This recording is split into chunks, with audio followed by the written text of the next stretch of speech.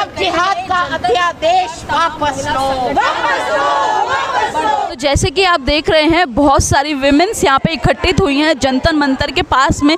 देखिए यहाँ पे प्रोटेस्ट हो रहा है, आप देख सकते हैं बहुत ही गुस्से में हैं सारी महिलाएं और गवर्नमेंट से रिक्वेस्ट कर रही हैं कि हमारे लिए भी कोई रूल्स बनाइए वुमेन सेफ्टी के लिए। आप देख सकते हैं बलात्कारियों को संरक्षण देने की राजनीति नहीं चलेगी, नहीं चलेगी। पितृसत्ता, मनुवाद और सांप्रदायिकता, नफरत की राजनीति, ये लोग बढ़ रहे हैं हिंदू राष्ट्र की ओर।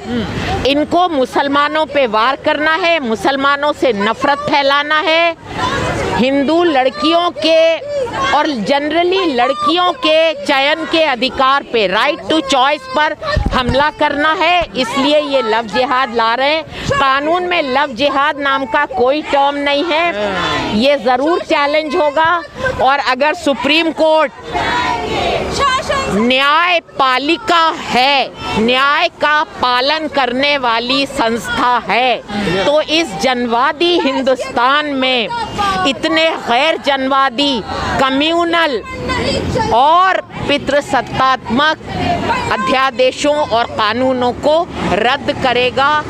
आज भी हम इस उम्मीद पर हैं। लेकिन इलाहाबाद हाई कोर्ट ने कहा है कि लव जिहाद जैसा कोई मामला है नहीं देश में। वही तो, आपके पास कोई आंकड़े नहीं है, ये अपने इम्प्रेशंस पे जा रहे हैं। किस लिए जा रहे हैं? क्योंकि इनकी राजनीति है, ये इनका एक पॉलिटिकल एजेंडा है और ये अपने एजेंडे के अनुसार आगे बढ़ रहे हैं। तो क्या महिलाओं की जो स्वतंत्रता है उसका भी हनन होगा इस कानून से? सीधी सी बात है, मैं अगर कोई लड़की है और वो चूज कर रही है दूसरे मजहब के किसी लड़के को, तो आप उसको कैसे रोक सकते हैं? किस आधार पे रोक सकते हैं? तो उसके जो राइट टू चूज है, right to select her own partner, उसके ऊपर तो डेफिनेटली हमला है। तो मैम एक बात बताइए कि क्या सरकार तय करेगी कि किसको शादी करना है, किसको नहीं करना? Exactly, that is our question also. सरकार का किसी का कोई हक नहीं है इसमें बीच में बोलने का।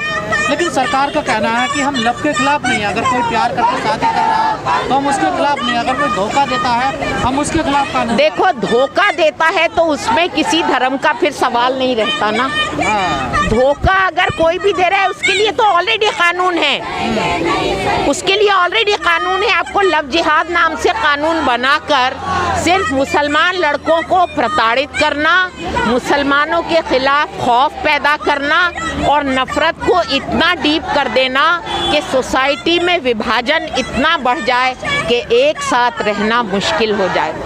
ये इनका, मैं आपको बार बार बोल रही हूँ, पॉलिटिकल एजेंडा है और ये उसी एजेंडे के तहत आगे बढ़ रहे हैं। इसका दुष्परिणाम क्या हो सकता है? आप जानते हैं समाज में नफरत और बढ़ेगी। जो आज है उससे ज़्यादा आप देख रहे हैं मॉब लिंचिंग हो रही है। योगी आदित्यनाथ ने खुद बोल दिया, मैं उन्हें योगी नहीं कहती हूँ वैसे। तो क्या इस कानून में अगर मुस्लिम लड़का किसी हिंदू लड़की से शादी करता वही लव जिहाद होगा या हिंदू लड़का मुस्लिम लड़की से? जहाँ तक मैं समझ रही हूँ दिस साइड ओनली मुस्लिम, या मुसलमानों को नेल डाउन करने की राजनीति है ये। मैडम क्या लगता है सरकार किसी एक समुदाय को टारगेट करती है? ऑफ कोर्स, ये सवाल आप आज कर रहे हैं ये तो आपको सीएए के टाइम पे भी करना चाहिए था। एक समुदाय को तो टारगेट कर रही है, अगर नहीं कर रही होती तो गुजरात क्यों होता? क्यों इतने जो दंगों के नाम पर नरसंहार होते हैं वो नहीं होते?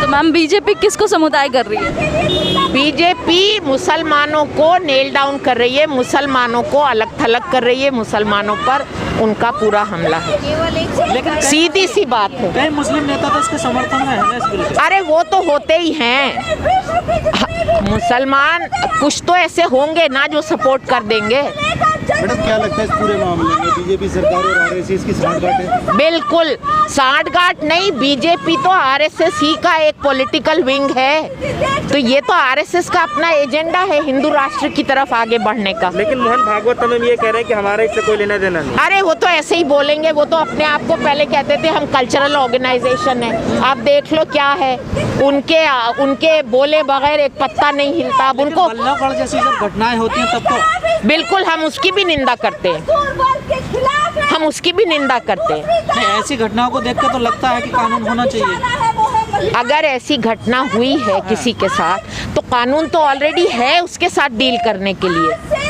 कानून तो ऑलरेडी है। तो फिर सरकार क्यों ला रही है? सरकार, मैंने तो बोल दिया ना, उनका राजनीतिक एजेंडा है, वो अपने उस एजेंडे के तहत आगे बढ़ रहे हैं।